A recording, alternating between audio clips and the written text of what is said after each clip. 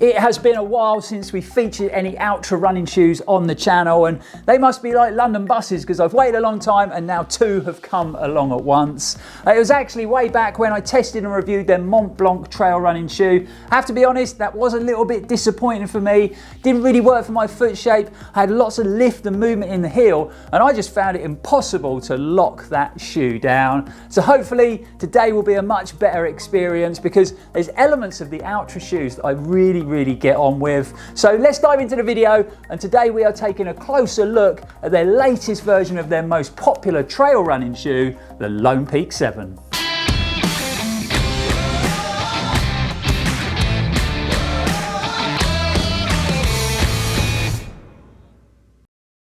Welcome back folks, I'm Lloyd Purvis and this is Run4Adventure. Thanks for joining us for another video, and today, like I said, it is first run, first impressions time at the channel. Now if you haven't watched one of our first impressions videos before, what we tend to do is give you a few facts and figures about the shoe, we break down the construction in a bit more detail, and then we grab the cameras, we lace the shoes up, and we bring you guys along with us on its first run. Firstly, if you're not familiar with the Outra brand, what they tend to try and achieve with their footwear is a very natural sort of running experience. So if we look at the shape of the shoe to start with, we've got this quite unique sort of foot shaped design. So very wide in the toe box, lots of volume there as well. So it allows the runner to splay and spread those feet under load. And that's been paired up with what we call a zero drop. And by zero drop, I mean you've got the same height under your heel as you do under your forefoot. So you haven't got that heel offset that you get in a lot of running shoes. So as far as the specs go, the Lone Peak 7 now retails for £135 here in the UK. Weight-wise comes in at 320 grams in a men's UK 9.5,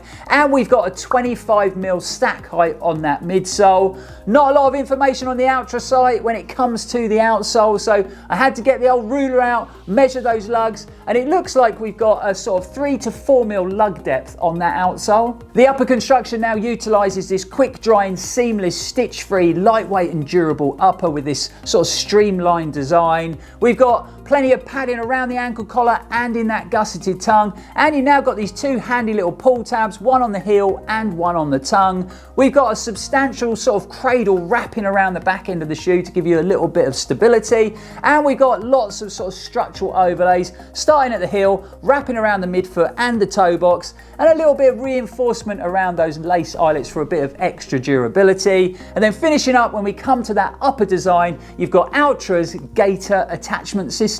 Moving down to the midsole design, and I personally think this is where Outra running shoes really excel because they tend to make some really good midsole compounds that offer the runner that great balance between good levels of cushioning, performance and connection. And the Lone Peak 7 runs off an Ego Max midsole design, and that's there to give the runner greater levels of comfort, connection, durability and high levels of energy return. And last but not least, the all-important outsole design. And if I'm honest, this is an area where I have struggled in the past with some Outra shoes when it comes to the levels of traction they gave me on sort of loose trails. So hopefully this redesigned Max Trax outsole is going to make big improvements in those types of areas. And Outra actually claim that this is the grippiest, stickiest outsole to date when it comes to the Lone Peak. So let's hope those claims are true. I suppose there's only one way to find out, and that is to get out on the trails of Cornwall and give this shoe a thorough testing. We've got a great route planned today for the run, and if you're an OG follower of the channel, you'll know this route really well. And I'm not running alone, we've got company. So I suppose I better get changed and we'll see you guys out on the trail. Do you think of me when all the rest are gone? Can you imagine me with a cross all over my face?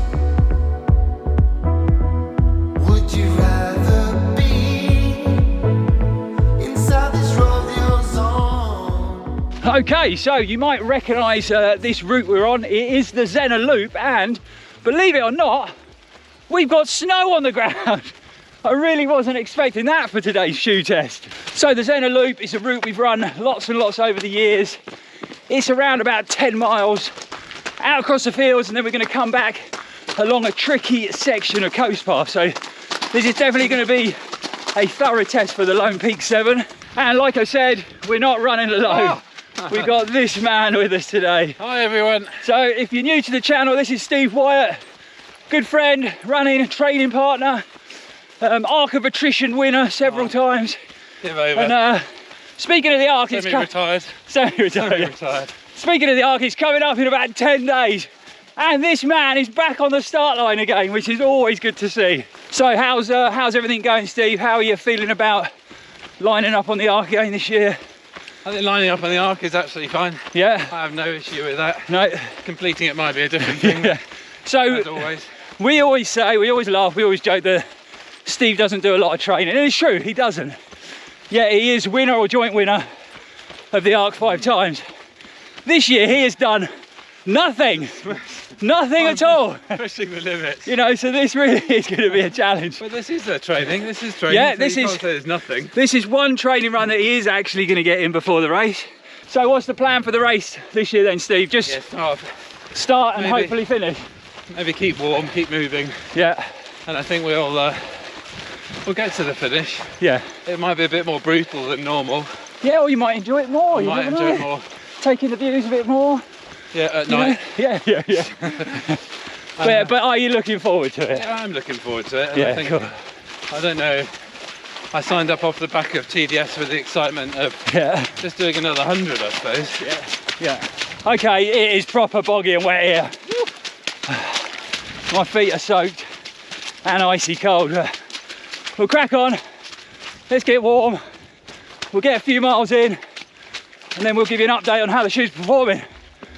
Oh, it's going to be a challenge. I can't believe we got snow on the ground. Look at the view, it's amazing.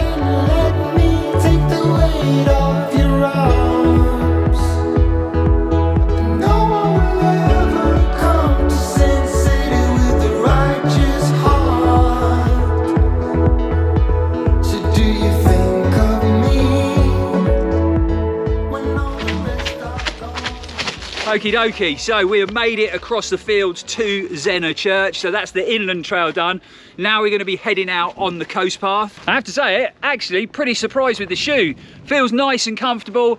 After my sort of horror story with the Mont Blanc, this is definitely a better fitting shoe. Nice and locked down around the midfoot and really secure in the heel. The underfoot feel with that Ego Max midsole feels really comfortable. Even though it's quite minimal with only 25mm of stack height, it is really plushly cushioned. The only downside is you could see coming across the field, super boggy, super muddy, and it's got quite a shallow lug on it. So sometimes on off-camber sections of trail, I was sort of hanging on for dear life, but it's not really set up for those type of conditions. On everything else, it's actually been surprisingly good. Really good on sort of wet, slippery rock, that's for sure. But we got some more of that to come. So let's get out on the coast path. This is where the challenge really begins and see how the shoe performs.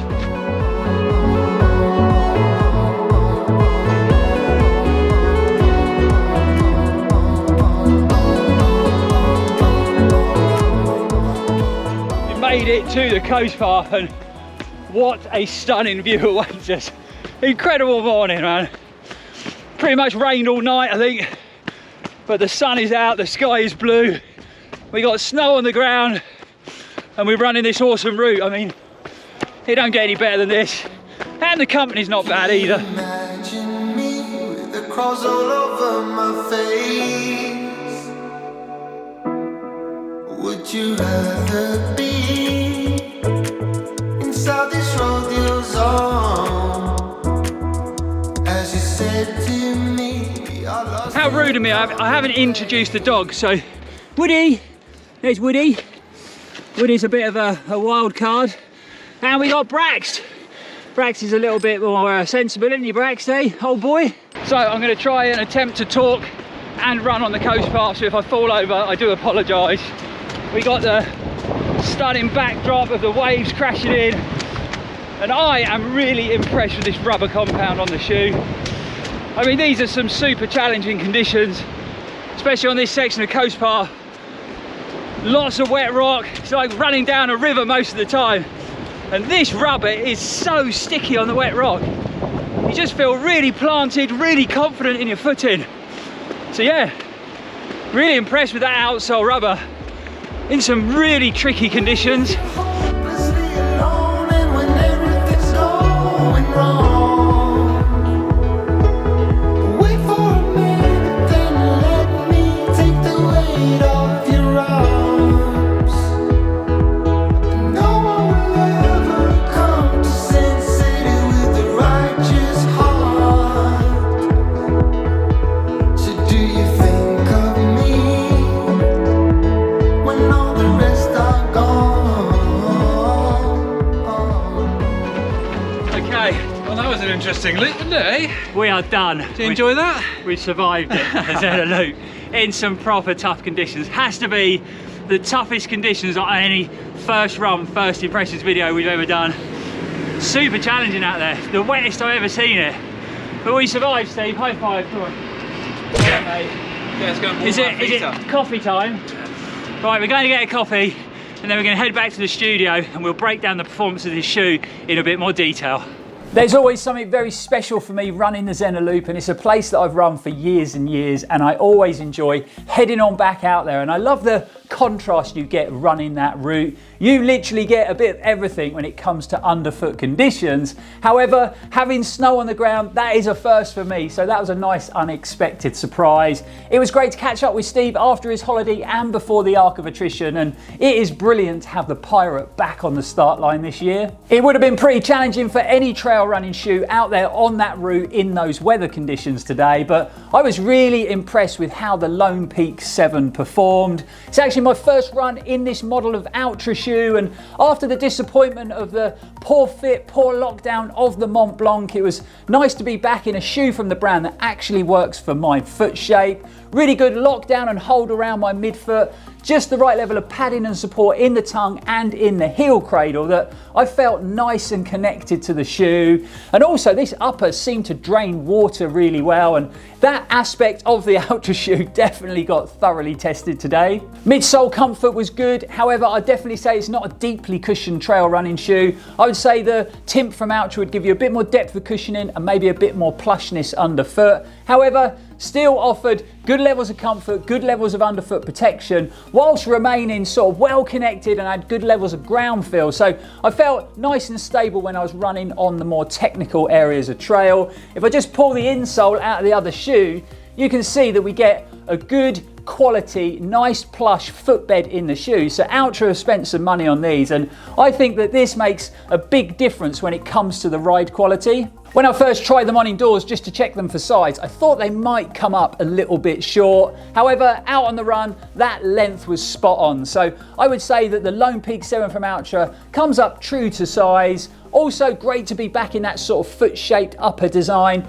giving you all that width, all that volume, so your feet can sort of spread and splay under load, keeping you nice and relaxed and causing no restrictions. As far as outsole performance goes, well, we pretty much had every type of underfoot conditions out there this morning, from tarmac, wet grass, gravelly trail, rocky trail, wet rocky trail, boggy, muddy trail, and even snow. So that's about as thorough as an outsole on a trail running shoe test can go. And for the most of it, the Lone Peak 7 handled it all really well, especially in those rocky areas, whether they were wet or dry. Super, super sticky, this new Max Trax rubber outsole. Just felt so secure, so safe underfoot, and I never doubted the grip once in those rocky areas. The only time I had to tread carefully was when I came to a section of very muddy trail that was slightly off camber, and the outsole lug depth really did struggle with that type of conditions. It's just too shallow to handle it like I thought it would be. However, when the trails were nice and level and muddy, I had no issues with traction from this outsole at all. So all in all, a great first outing for the Lone Peak 7.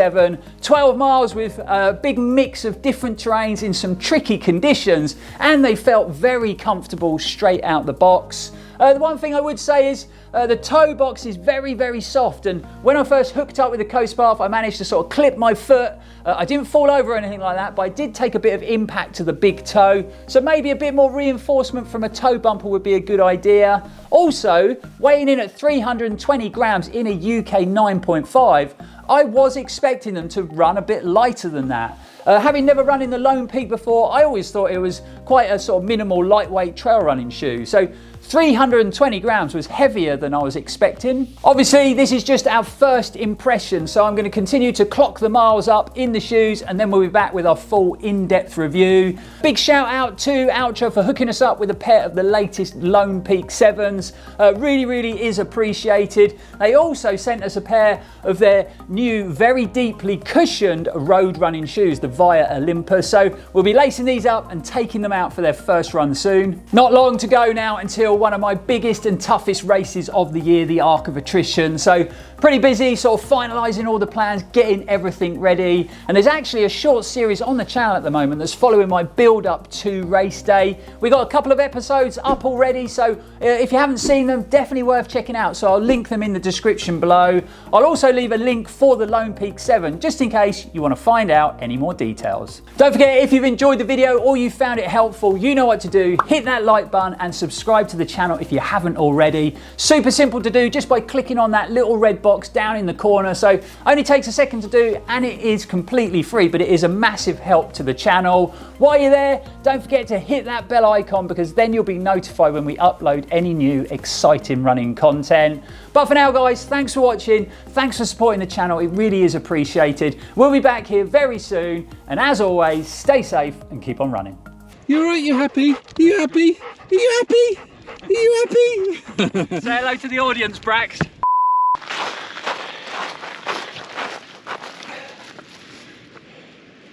Good.